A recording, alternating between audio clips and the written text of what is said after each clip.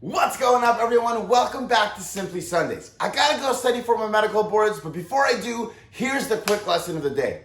At some point, we're all going to feel burnt out. That burnout is gonna lead to self-doubt. The self-doubt will possibly lower our confidence and open a door to a depressive state. But instead of walking through that door, let's refer to the list of the things that make us happy and do some of those. Whenever we feel burnt out, we all deserve a break from whatever task it is that we're doing, regardless of the deadline.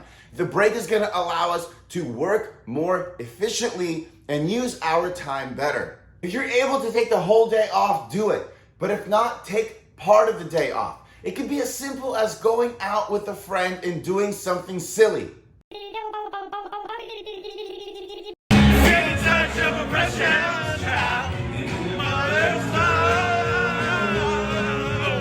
Some other options include doing something that you haven't done in a really long time or you've never done, because your brain is going to register that as a new event and it's going to break the monotony of the routine that you're in.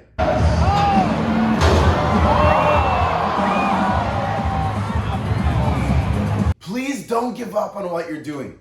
You were brought to this world for a special purpose that only you can complete in a very unique way. Take a break. Never give up.